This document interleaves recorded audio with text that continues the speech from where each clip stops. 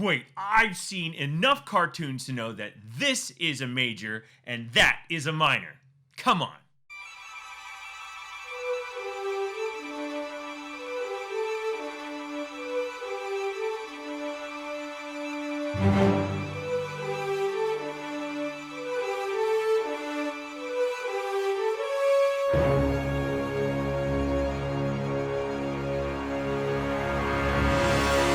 Hello and welcome to another episode of Music Basics with Ballard. I am your host, Douglas Ballard, and I'm really glad to have you along in this musical journey. This is lucky episode number 13, Major versus Minor. And what does that mean? I hope you're really looking forward to learning with me. Let's get right into it. Darn it, I forgot. This is distance learning for my students, so we're going to be putting a whole bunch of passphrases into this episode.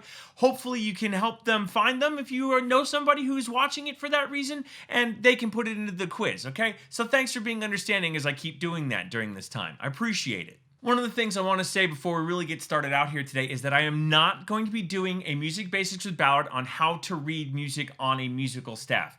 The reason why I'm not is there is so many opportunities on YouTube to learn how to do that me adding another video that is just going to add to the clutter. The video that I highly recommend is this one right here that I'm linking to, also in the doobly-doo. It's a TED Talk that talks about reading music, and it puts it in such a great way that I really don't need to put anything better out there. So this is really good. Check that one out. If you don't know how to read music on a musical staff, that's the one I recommend, okay? Thanks. In order to understand major and minor, we need to understand its origins, and it leads all the way back to the Greeks and the Gregorians. The Greeks are, the reason why they're in there is because they are known to have the first complete piece of music written down, and that is the Epitaph of Seikilos, which came out around 100 or 200 AD. That's a long time ago. And then the Gregorians, well, they're from the time of Pope Gregory, which is around 540 to 604 when he lived, and he had first appeared in the works of Saint John of Damascus. Saint John of Damascus was writing music down using the Gregorian chant style, and they started singing in something called modes. Now, like I said, this is Music Basics with Ballard. I am not going to inundate you with all kinds of Greek modes and Gregorian modes. I'm going to talk specifically about the modern names for the modes that we have today. And modes are relatively easy to explain, but I'm going to try my best here to explain all of them. We have 7 modes. There is Ionian, Dorian, Phrygian, Lydian, Mixolydian, Aeolian, and Locrian.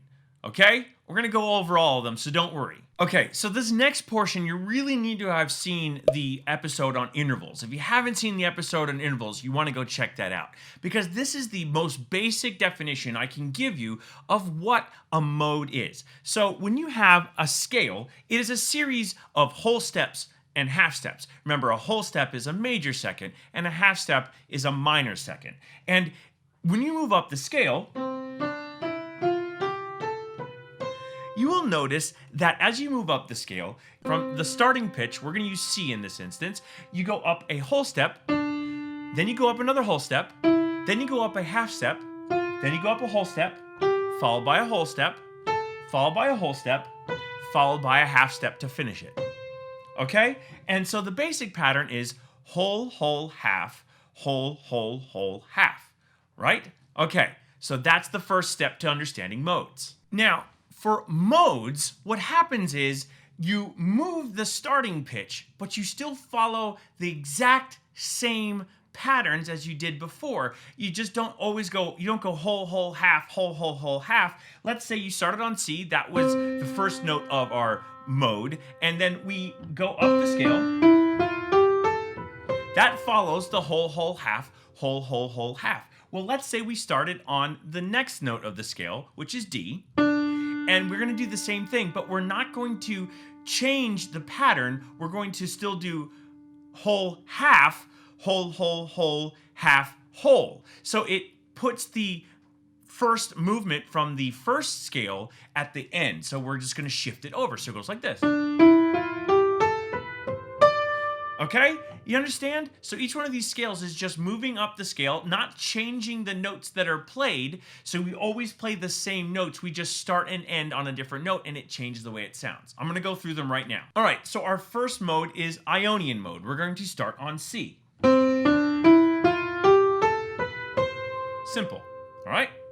The next mode we're going to hear is Dorian mode, starting on D. Remember, we're still playing the same pitches. There's no flats, no sharps in this version of these modes, so we're just playing those notes. Here is Dorian mode, starting on D.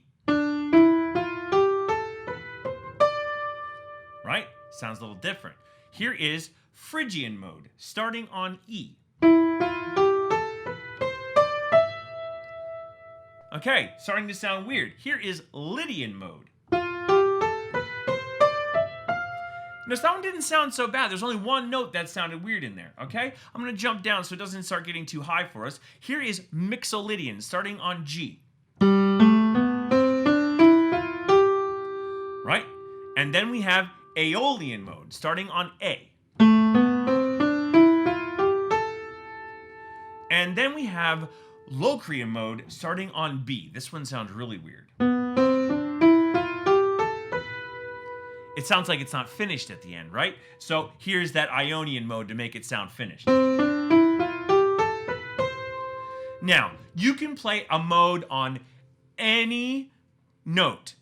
Any mode on any note. It doesn't matter. You just need to follow the whole and half step pattern that's in that chart, okay? The one that I keep putting up there on the screen. That chart is the one that'll help you know. If you follow the whole and half step pattern, you'll be able to play any mode on any note, okay? But I wanted to give you the basic example using the same pitches that you would find in the Ionian C scale, all right?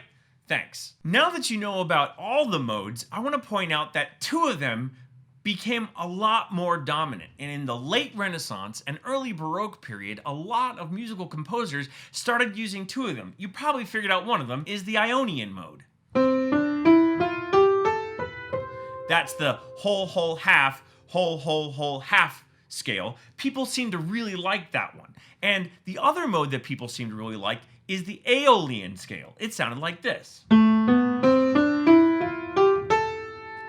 Okay, the Aeolian scale, that one we started on A, but it was pretty interesting, right? You've heard music that sounds like that. So in the late Renaissance and early Baroque, composers really started writing more exclusively in those two modes. The other ones were used a lot by the monks when they were singing in all kinds of different keys as they were praising and worshiping, and the Greeks were using all kinds of different versions of those while they were writing their music and using a lot of mathematics to do it. Now, I told you, this is music basics. If I went into all the details on that, it would blow your mind of how long it took music to develop into what we do today. All right? So just know that the Greeks and the Gregorians, they started what we're doing now. All right? So let's get into it. Okay, one of the next pieces of history I have to tell you that I don't know the answer to, and I've asked around and I get different answers from the different historians that I talk to.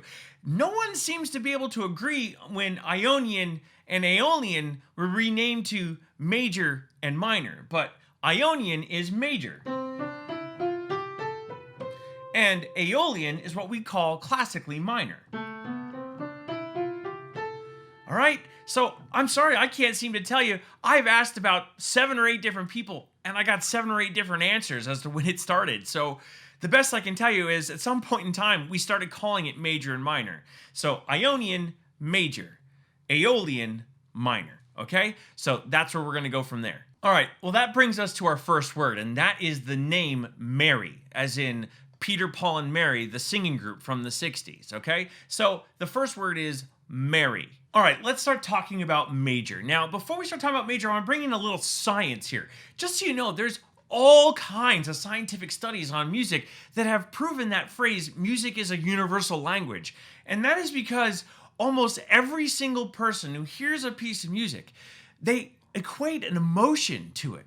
And then that emotion creates a memory, and from that memory, they're able to interpret the music. It's really kind of an interesting thing. Whenever they're looking at your brain, the first parts of your brain that start when you hear music is your emotions. And then your emotions spread out to the rest of your brain. If you don't know about this, by the way, and this is a little aside, Your brain processes music on both hemispheres, and it's one of the only things in the entire universe that your brain processes on both sides simultaneously. You should check that out. It's a main reason why it's a universal language, okay? All right, so when talking major, major comes up as always, people describe it as happy or joyful or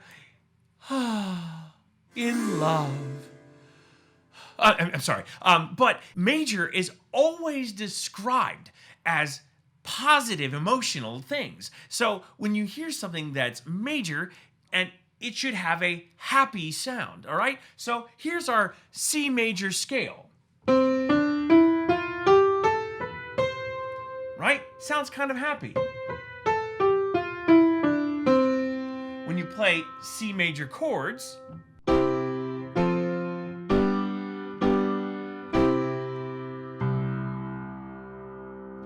those C major chords sound happy and everything sounds like it's gonna sound great. So major has this very, very happy sound, and so do the melodies involved in major. Let's go to the opposite of that. Let's talk minor. A lot of times when people are thinking of the emotional response they get to minor, they usually use negative emotional words like sadness or melancholy or anger.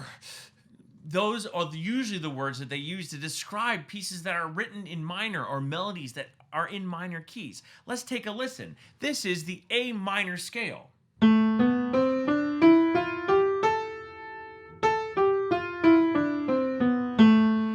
We're going to talk a little bit more about minor in a second, but I want you to at least hear this one.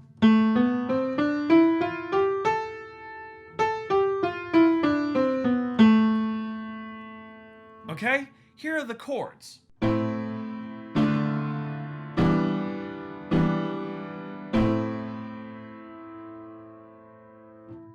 See? Dark and brooding. It's pretty kind of scary, but there's even a little bit more that I have to talk about with minor. It gets more difficult from here, but it's still in the basics level, I promise. All right, so one of the things that I have to tell you about minor is that there are 3 kinds of minor. No, I'm not kidding. There are, in the modern musical world, there are 3 kinds of minor. And the one you've just been listening to with that A minor scale, that one's called natural minor.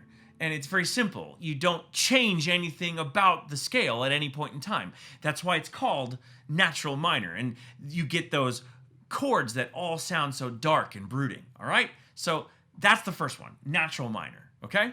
All right, so the second type of minor is called harmonic minor. Now, just to give you a little bit of example, harmonic minor is somewhat using one note from major, okay? And I'll explain. So in A major, because we've been using A minor, we're gonna stick there. In A major, it would sound like this.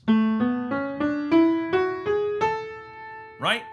Those last 2 notes are important. If you ever heard this, you might have heard do, re, mi, fa, sol, la, ti, do, right? It's that ti, do. That T is what's called in the musical world a leading tone. And harmonic minor raises the 7th note of the scale, and I'll play what I mean. 7 is right here. And here's number 8. Okay, so in that 7th note, it raises it up 1 half step and makes it sound a little bit more like it's getting to that last note. Listen to it again. Yeah, that raised 7th helps it sound finished when it gets to the end, and that's why they call it harmonic minor. And when you play the scale up and down, it'll sound like this.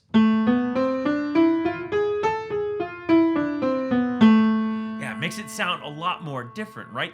The other thing it does is it changes up the way the chords sound.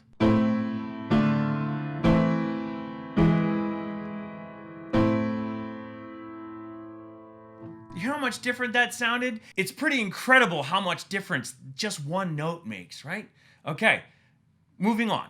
Okay, so the final version of minor is a little bit difficult to describe because you have to do something different when you go up the scale and something different when you go down the scale. So it's a little bit weird. So for melodic minor, which is what we're talking about right now, you raise not only the 7th note and that leading tone, you also raise the 6th note, so you get this. All right, so the full scale would sound like this.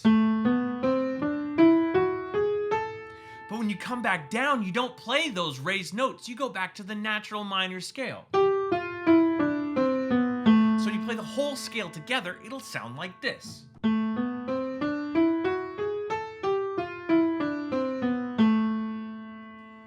Sounds pretty awesome, right? That's why they call it melodic minor. It kind of works better in the way music works. But the thing is, though, it makes it really difficult to know what chords you should build underneath it, because it starts building all these strange chords and everything kind of goes out the way, and that's why it's used in jazz. Yeah, mostly you'll find melodic minor in jazz. Most people will use harmonic minor generally when they're writing most pieces. Natural minor isn't really as common anymore in pieces, but harmonic minor is the one you're going to hear the most, unless you're really paying attention to jazz, but people do switch around between both. I just wanted you to be aware of it, okay? So that's melodic minor. Okay, so before I get into the final part of the video today, I want to give my second word, and that is Poppins. It's also a last name. You might have recognized that last name from somewhere. There's a movie that's something Poppins, right? Okay, so Poppins. All right. We've now gotten to the part of the episode where I'm going to start messing with things that you might have done before. So the first thing we're going to do is we're going to take a look at some songs that are happy and joyful and about love. Why does that keep happening? And we're going to then flip them over to minor and see how it changes the meaning. Here's one you might know. We'll start with this one.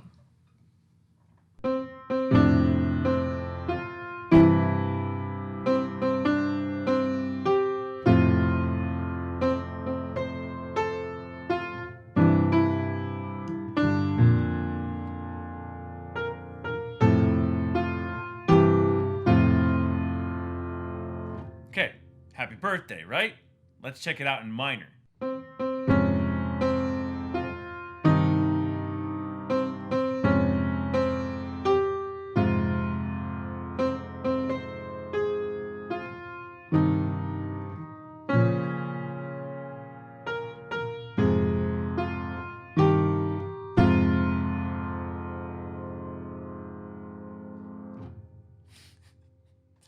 How about that, huh?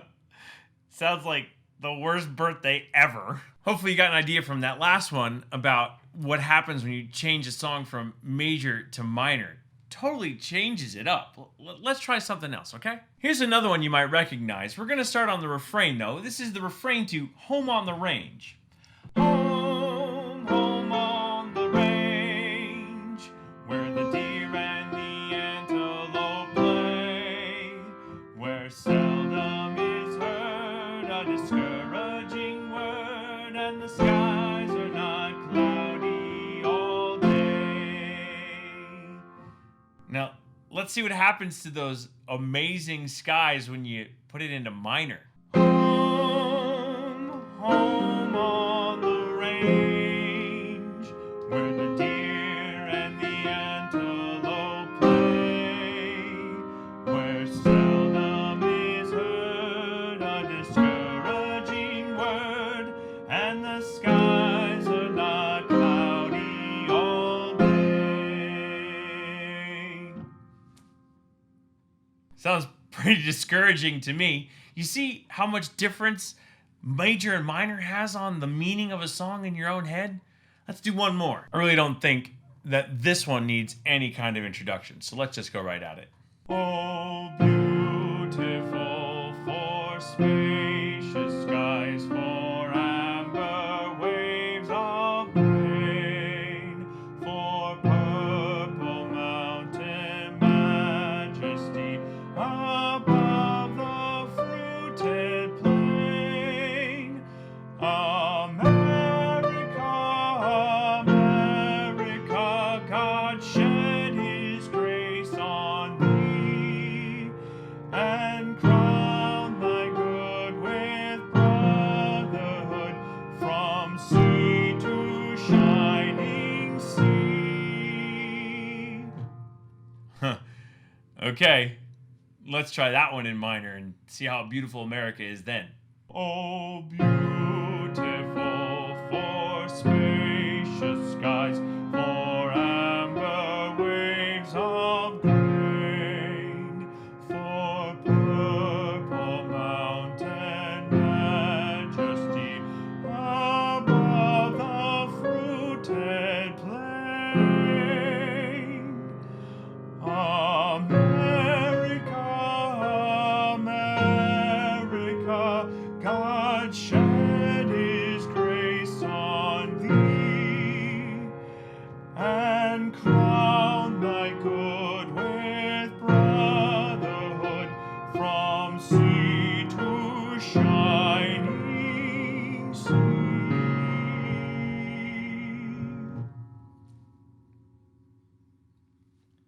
Totally changes the meaning. Minor and major have a major impact, no pun intended, on the way it sounds. Let's do one more, okay? Just one. Now, this last piece is actually supposed to be in minor, so let's check that out. I'm just a poor wayfaring stranger, a-traveling through this world of woe, but there's no sickness, toil, or danger in that wide world to which I go. I'm going there to meet my Father. I'm going there no more to roam. I'm just a going over Jordan. I'm just a going over home.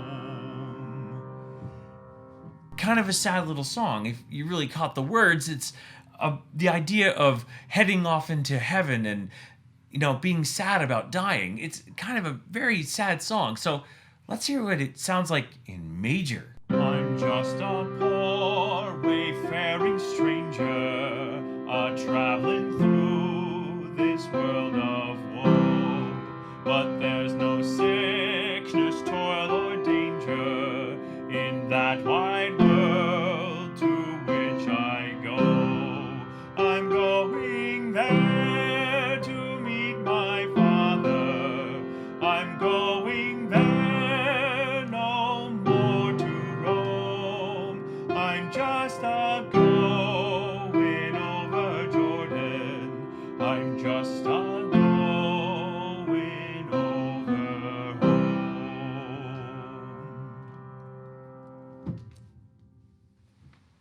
Yeah, it sounds totally different. The meaning doesn't seem to come across as strongly. So the major and minor sounds have an extreme impact on the meaning of the song. And that's why it becomes important to know, is it supposed to be in minor? Is it supposed to be in major? It's really important, and I hope you got that from our examples. All right, before we go, I have to give one last word, and that word is umbrella. Okay? So it's like that thing you put over your head in the rain, an umbrella. All right, so there's our last word. All right, there you have it, folks. You now know the difference between major and minor. And I think it makes a huge difference in the way music sounds. Which one do you like better? Do you like songs in major or do you like songs in minor? I mean, that opinion is all in here. So what works for you? Let me know in the comments down below. And if you like this video, make sure you give it a thumbs up. And if you really like the channel, subscribe. I put out a lot of these Music Basics videos and I'm hoping you're enjoying them. But until then, see you bye.